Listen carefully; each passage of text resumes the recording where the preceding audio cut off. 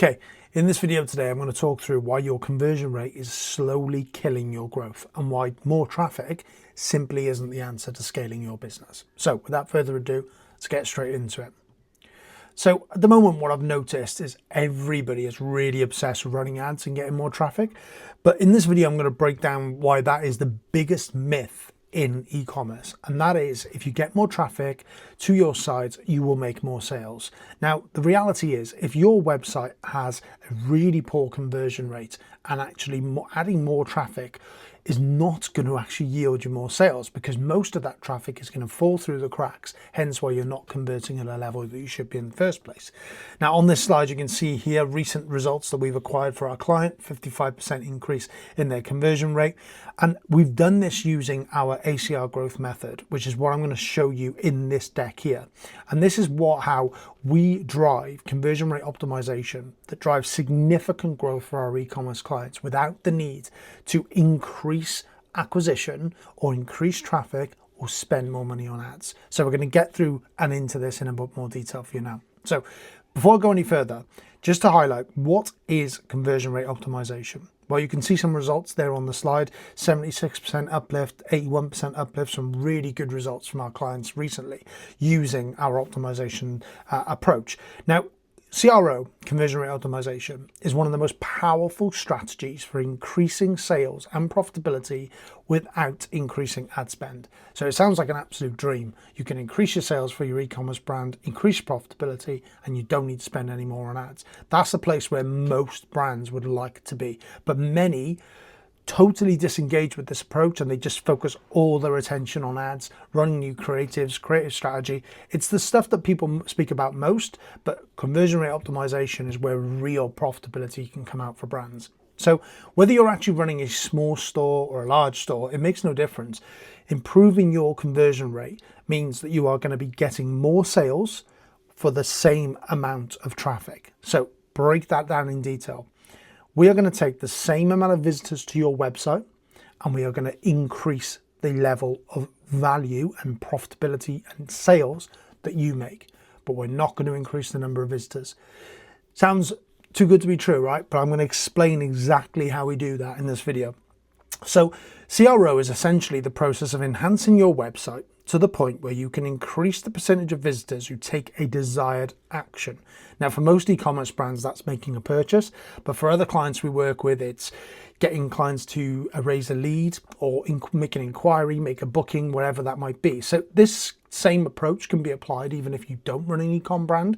You just still need a high converting website. So unlike increasing traffic, CRO focuses on maximizing the value from your existing visitors without the need to increase ad spend. So I'm going to get into this in a bit more detail. So why does conversion rate optimization matter? Well, let me show you exactly how important CRO actually is for your brand and how you can make such an impact on your P&L. These are real examples from a recent client of ours that we worked with. Now, if you look at the figures on the left-hand side, so here we have got the figures that indicate what the lay of the land was before any optimization. So our client had a 2.09 conversion rate. They had run about £32 average order value, and they were receiving on average around about 1,000 visitors to their website every single week. Now, after we implemented our ACR growth method, particularly focusing on the conversion element, which is conversion rate optimization, we managed to achieve this client a 7.36% conversion rate and a £59 average order value in just under 30 days. We did this through a number of different kind of ways, which I'll come on to in a bit more detail as we go later on. But the important point to note here is we achieved this objective without increasing their visitor count. We did not implement any acquisition strategy. We did not implement any retention strategy. We focused specifically with this client on increasing their conversion rate optimization. That was the starting point to ensure that we had a strong foundation to build off. And now, as we go through this month and next month, we'll be optimizing that traffic and really extending that acquisition to bring more visitors to the site, knowing that we have a high converting website in place. That is the way to do it. Lots of other people online will say different things, and this is where this will get a bit contentious, but I make no apologies for that whatsoever. I've worked with enough brands now and enough high clients and 7-figure, 8-figure clients even, to know that if you do not optimize your conversion rate optimization and make sure that your website is high converting, you can run the best ads in the world, you can send out the best emails in the world, you can have the best front end and back end systems, but if your optimization of conversion is poor on your website, you are simply wasting money. So please optimize your website, increase that CRO, and I'll show you exactly why it's important for our clients and what we achieved with this in particular client. So the results on the P&L. Now, by optimizing our client's CRO and increasing their conversion rate from 2.09 to 7.36, so that's 200% in conversion rate, plus increasing their average order value by 80%, we had a direct impact of nearly £4,000 benefit a week to one client. So just take a step back. This client, prior to working with us, was achieving around about 20 orders a week. So really, really low, relatively new brand, really kind of traditionally not the type of brand that we would work with, actually, if I'm being completely honest, but there's so much potential with this brand. And, we helped out the founder to really kind of get them to this point. So they were hitting around about 20 orders a week, just short of £700 in revenue. We've taken that exact same pool of traffic and that exact same flow of traffic that they have, which is predominantly organic, and we have taken their average order value from £32 to £59, but we've increased their conversion rate of sales from just under 21 orders a week to 73 orders a week. Now that's a huge impact. Their current revenue run rate is around just below 5k a week. Now bear in mind, 30 days ago, they were struggling to achieve £700 a week, and they're now at 5k a week. Huge improvement. None of this is driven by paid ads. All of this is driven by conversion rate optimization. And I'm going to explain now how we did it. So there was 5 key elements that we implemented for this client. Now, and you can see these are the 5 elements that we implement for many, many clients. There are other examples here of where we've got conversion rate over time and breakdowns for different clients. 81% implementation improvements, 166, 253, 76. These are not one-off results. Our process and our method is so, it just works. Like, it's worked for years. It works with so many clients, and every time we implement it, we get ridiculous results. So there's 5 key aspects that we look at, which are really, really important. And if you nail each of these aspects, your CRO is going to take off like a rocket. So in no particular order, you've got product page optimization, reducing checkout abandonment, A/B testing and analytics, optimizing your website and user experience for mobile, and increasing average order value. Now, great looking at those 5 in isolation, but actually bringing them all together is where the magic really happens. So product page optimization, what do I mean by that? Making sure, and in its simplest form, is making the buying experience for your product as easy as possible. So a couple of things that you can do. Make sure that the imagery you include on your website is incredibly high quality. Make sure that the imagery you include on the products has variation. I give this example all the time. If you're a fashion brand, there's a multitude of things you can do with imagery to ensure that you cover every different buying persona and every different demographic. Now, personally, when I'm purchasing clothes, I like to see them on a model. Now, I like to see how the model, what size the model is, how the clothes fit. Now, other people I know and friends I speak to, they couldn't care less. They're quite happy to shop on other brand websites that just have flat lays, and they'll purchase away and they have no need to see it on a model. Others like to see close-ups of the imagery, close-ups of the fabric. So as a fashion brand, the best way that you can optimize your product page from an imagery standpoint, just for this example, is to have all those images. Now, I'm not saying that you need 25 to 30 images on your product page because your website speed is going to be hideous. But what you should do is look at the 5 different buying personas. What are the different 5 angles that people want to see? They want to see flat lays. They want to see model shots. They want to see social proof. They want to see customers wearing the product. They want close-ups of the fabric. And then maybe they want some lifestyle imagery. If you have all 5 elements of that captured on your product page, you are catering to every single buying persona, and that's how you can optimize the imagery on a product page. Now, when it comes to reducing checkout abandonment, one of the key things here is to ensure that you are very, very quickly and easily identifying what the buying personas are of your customers. Now, are your customers looking for buy now, pay later options? Do you offer those at the checkout? Are your customers looking for guarantees? Are they looking for free delivery? What are they looking for that teases them over the line? And guess what? This stuff doesn't need to be guesswork. You can speak to existing customers who've already purchased from you and ask them how we could improve the checkout experience. We did this recently for a brand. We ran a survey of across 400 customers, and there was a bit of a sticking point with their checkout. Lots of dropout rates, and we needed to understand what that was. And over 80% of the responses came back that they found the shipping details and information hard to find on the website, which put them off purchasing. That's incredible.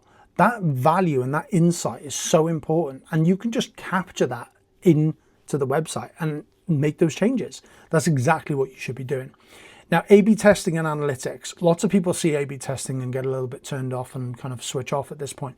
What we're saying here, if there is optimizations that you want to make on your website, but you want to test them against existing tests or existing pages, then only make small incremental changes at a time. I'll give you an example.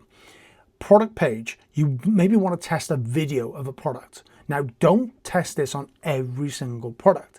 Test it on one product variation of a collection. So for example, if you've got a set of t-shirts on your website, take one t-shirt, traditionally a good seller is always a good starting point here, and apply the video to that product only. Do not apply it to everyone else. All of a sudden then, if there is an incremental increase in conversions on that t-shirt in particular, your only differentiator is the video asset that you have applied. So all of a sudden you're able to do the analytics and the A/B testing in a much more statistically approved way, let's say, right? Rather than just canvassing lots of changes everywhere. And once you make a wholesale changes to a website, it's very difficult to interpret what was the differentiator and what made the difference.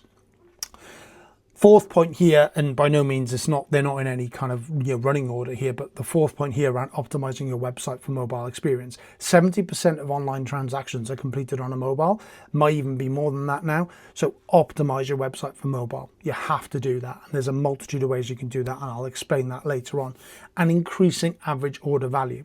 Now, acquiring a customer is incredibly difficult. In today's age, where attention spans are incredibly low and people are getting more and more busy, capturing that attention, capturing that individual onto your website and optimizing them to the point where they are willing to exchange their card and their hard-earned money for an item that you sell is incredibly important. Now, how do you optimize that transaction? You increase the average order value.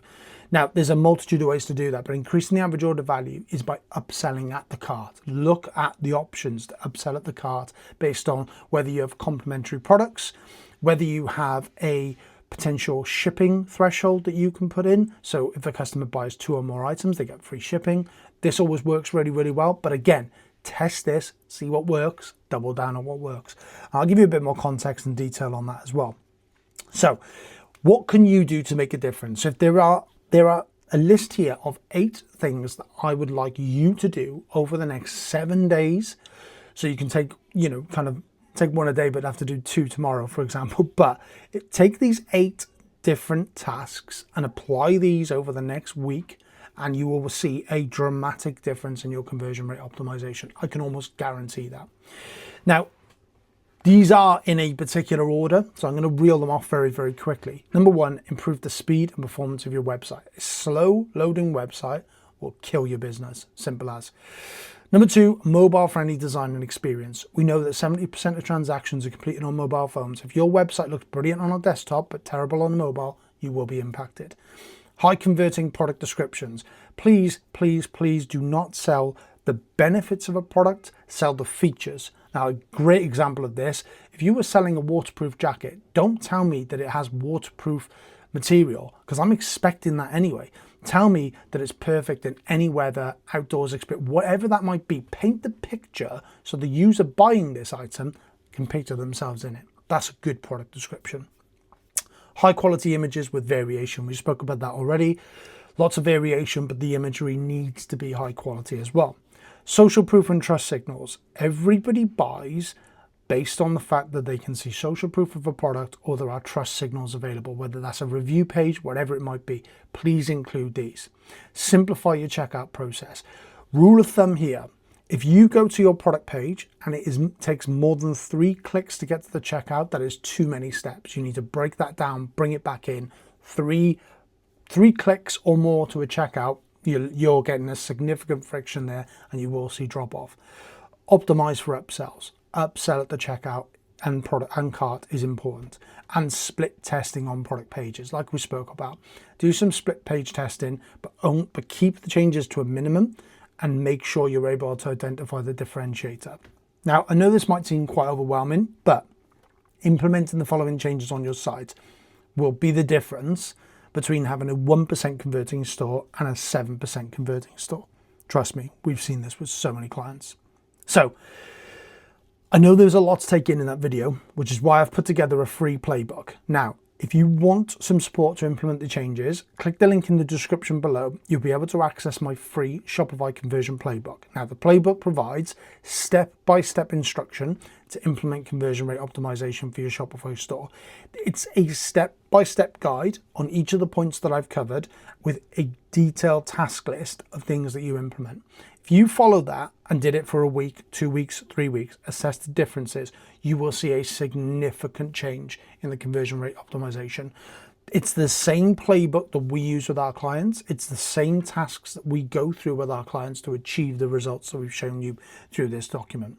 Now, as ever, if you would prefer us to do this for you, then we can of course do that as well. JHA Media, we've got a done for you service where we implement our ACR growth method. This covers off your acquisition, conversion and retention, where we will effectively optimize and increase your lifetime value for customers and build out retention systems, as well as acquiring new customers and optimizing your conversion. We've done it for lots and lots of different brands across lots of different niches, and we're currently working with 6 and 7 figure brands that are doing incredibly well within our programs. We don't need 3 months to implement things like typical agencies. We can get going almost straight away. Most of our clients see significant uplift within a 30-day period of working with us. We don't tie you into long-term retainers, but if you want to discuss that in more detail, you can book a free strategy call and I'll leave a link in the bio. Apart from that, thank you again for watching the video. Take care. Best of luck.